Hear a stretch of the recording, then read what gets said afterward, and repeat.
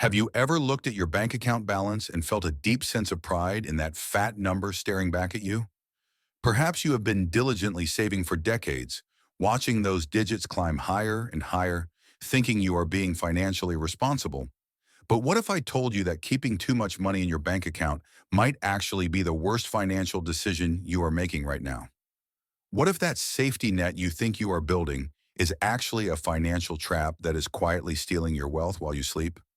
Most people would call me crazy for suggesting there is such a thing as having too much money in the bank. After all, we have been conditioned to believe that cash is king and that a big savings account balance equals true financial security.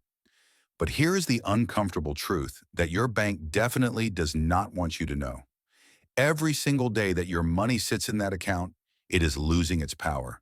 It is not just losing a little bit, but it is losing enough to impact your future in ways you probably have not considered. My name is your guide on this journey, and I spend my time thinking about why most people's financial strategies are completely backwards. If you are someone who actually wants to understand how money works instead of just hoping everything will magically work out, then you are in the right place. Before I reveal the exact dollar amount you should never exceed in your bank account, let me paint you a picture of what is really happening. While you are sleeping peacefully, thinking your savings are safe and sound, inflation is working the night shift. It is systematically reducing the purchasing power of every single dollar you have worked so hard to save. Think of it like having a slow leak in your financial tire that you cannot see, but that is constantly deflating your wealth. The Federal Reserve has a target inflation rate of 2% annually, but that is just a number on a piece of paper. If you have $10,000 sitting in a typical savings account, earning almost zero interest, you are effectively losing your power every single year. That $10,000 might still say $10,000 on your screen next year, but it will only buy what $9,800 buys today. And here is where it gets really painful for those of us who remember what things used to cost. A simple meal that cost $8 just a few years ago now costs $12 or $15. The price of a new car has jumped from $38,000 to nearly $48,000 in just a short window of time. When you factor in the rising costs of housing, energy, and healthcare, you can see how your money is being eroded. That is not financial security, my friend. That is financial suicide in slow motion. So what is the magic number? What is the maximum amount you should keep in your bank account before you start damaging your financial future? The answer is simpler than you might think, but it requires understanding the difference between money you need and money you are hoarding out of fear. Financial experts and wise investors generally agree that you should keep between 3 to 6 months of living expenses in a readily accessible account. Please notice that I said living expenses, not your total income. If your monthly bills, groceries, and necessities total $4,000, then you should have between $12,000 and $24,000 in your emergency fund. That is it. Everything beyond that amount is excess cash that should be working harder for you somewhere else. But here is where most people mess this up completely. They look at their monthly income instead of their actual expenses, or they convince themselves they need years of cash saved up just in case. This kind of thinking is not financial prudence. It is financial anxiety masquerading as responsibility. Let us talk about why keeping more than 6 months of expenses in your bank account is actually hurting you. First, there is the inflation problem we already discussed, where your cash is guaranteed to lose value over time. But there is also the opportunity cost, which is perhaps even more devastating to your long-term wealth. Every dollar sitting in a traditional savings account could potentially be invested in assets that have historically delivered solid returns. Let us say you have $50,000 in your bank account, but you only need $20,000 for your emergency fund. That extra $30,000, if invested in a diversified portfolio like the Standard & Poor's 500, could grow significantly. Assuming a 7% return, that $30,000 could grow to over $60,000 in just 10 years. By keeping it in your savings account, you would have almost nothing extra after a decade. You have literally cost yourself $30,000 by playing it too safe. Now I can already hear the voices of doubt in your head. What if the stock market crashes? What if I lose my money? What if the world changes tomorrow? Here is the thing about financial fear. It is usually based on worst-case scenarios that rarely happen, And when they do happen, they are typically temporary. Meanwhile, the guaranteed loss from inflation and missed opportunities happens every single day, month after month. The stock market has experienced many crashes throughout history, from the dot-com bubble to the financial crisis of 2008. Yet despite all these dramatic events, patient investors who stayed the course have been rewarded handsomely over time. But let us address the elephant in the room. What constitutes too much cash is also about your personal situation and your ability to handle risk.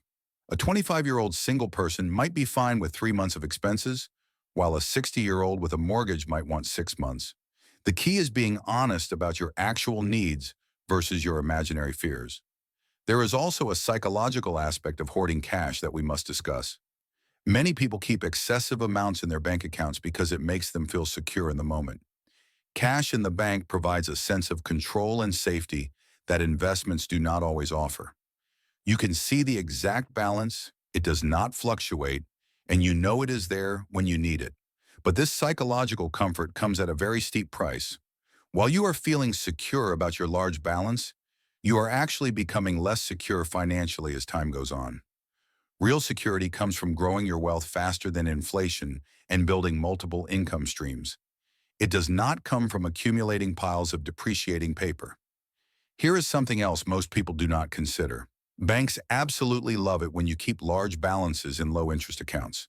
They take your money and lend it out to other customers at much higher interest rates. They are essentially using your deposits to generate massive profits for themselves. You are providing them with cheap capital while earning almost nothing in return. It is a fantastic deal for the bank, but a terrible deal for you. The banking industry has done an excellent job of convincing people that savings accounts are the only responsible choice. They have created a narrative that cash equals safety and investments equal risk. But this narrative conveniently ignores the very real risk of losing your purchasing power. The truth is, keeping too much money in your bank account is one of the riskiest moves you can make. So if keeping excessive cash is a bad idea, what should you do with that extra money instead? The answer depends on your timeline and your goals, but there are several options that make much more sense. For starters, you could invest that excess cash in a diversified portfolio of low-cost index funds. This is not some get-rich-quick scheme or a complicated trading strategy. It is simply buying a small piece of thousands of different companies and letting the economy do what it does best over time. Historically, these portfolios have delivered strong returns over long periods. This means your money has the potential to grow substantially instead of evaporating. If the thought of the stock market makes you nervous, you can start small. Take just the amount above your 6-month emergency fund and invest half of it. Keep the other half in your savings account if it helps you sleep better at night. As you get more comfortable seeing your investments grow, you can gradually shift more of your excess cash. Real estate is another option worth considering, though it requires more capital and effort. If you have enough excess cash, you might consider rental properties or real estate investment trusts that pay dividends. Real estate has historically been an excellent hedge against inflation because property values and rents tend to rise. For those who want to invest in themselves, that excess cash could fund education or new skills. The return on investment from learning a new skill can far exceed what any traditional investment offers. That $20,000 sitting uselessly in your bank could fund a certification that increases your income for life. But here is where many people get paralyzed by analysis. They spend months or years researching the perfect strategy, waiting for the ideal moment to start. Meanwhile, inflation continues eating away at their power every single day they delay. The perfect investment strategy does not exist, and the perfect time to start was yesterday. The second best time is today. You do not need to have everything figured out before you begin. You just need to move your money from assets that are guaranteed to lose value into assets that have a chance to grow. Now let us talk about what happens when you actually implement this strategy. First, you will probably feel a little uncomfortable, and that is completely normal. You have been conditioned for years to believe that a high bank balance is the only way to be safe. Reducing that balance might trigger some anxiety initially, but this discomfort is actually a good sign because it means you are breaking out of your comfort zone. Within the first year, you will likely notice a significant shift in your mindset. Instead of focusing on accumulating cash, You will start thinking more strategically about growing wealth. You will become more conscious of inflation and opportunity costs. You will start making financial decisions based on math and logic rather than fear and emotion. This shift in perspective is often more valuable than the actual investment returns. It changes how you approach money for the rest of your life. Here is something that might surprise you about emergency funds.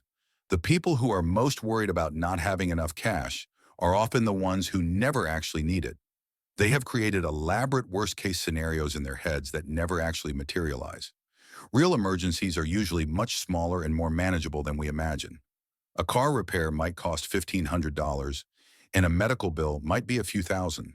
Even a job loss, while scary, rarely requires you to withdraw $50,000 in cash instantly. Unemployment benefits and severance packages provide a buffer time that most people forget to calculate.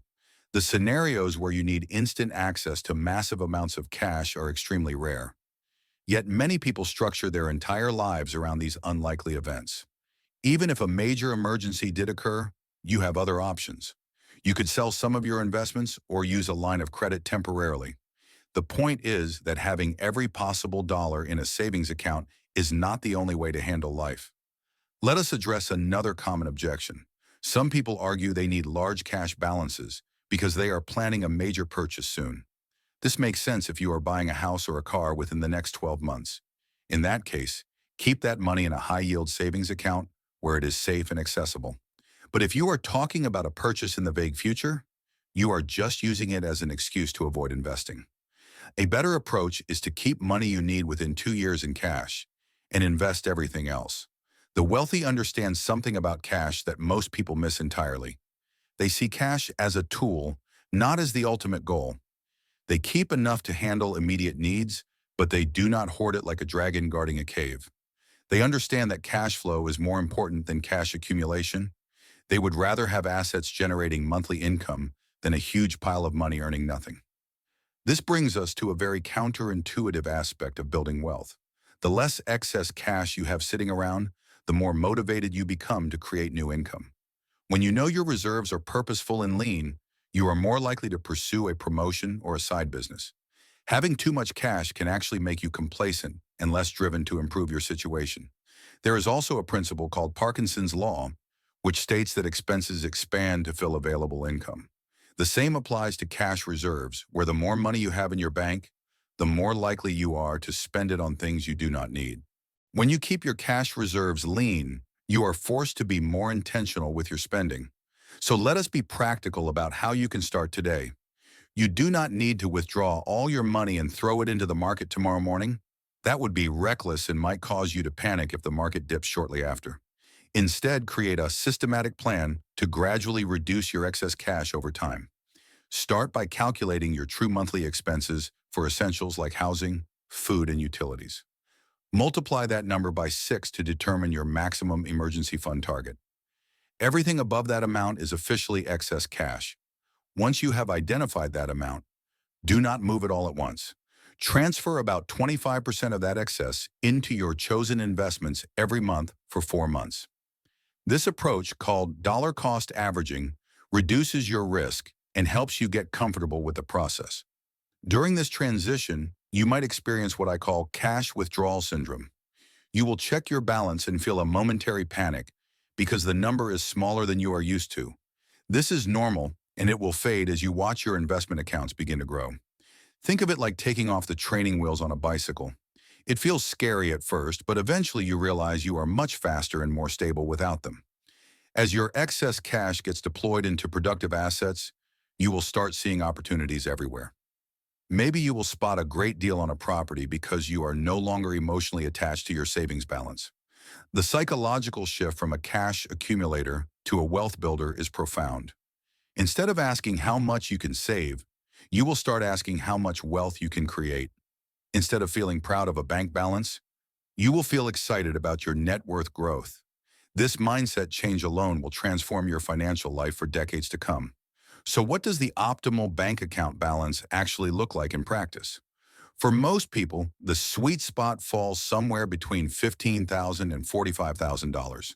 The key is tying this number to your actual needs rather than an arbitrary amount that makes you feel good. Some of the wealthiest people in the world keep surprisingly little cash in their bank accounts. They understand that cash is like ice cream on a hot summer day. The longer you hold on to it, the less valuable it becomes. They keep enough for immediate needs, but everything else is working hard in businesses or real estate. This does not mean they are reckless. It means they have learned that true security comes from growth. They have learned that sitting on a pile of depreciating cash is the ultimate risk. So my final advice to you is simple. Keep 3 to 6 months of expenses in your bank account and put every other dollar to work. Do it before inflation turns your financial fortress into a house of cards. Your future self will thank you for making your money work as hard as you do. Stop letting the bank get rich off your fear and start building the wealth you actually deserve. Thank you for spending this time with me today, and I look forward to seeing you in our next discussion.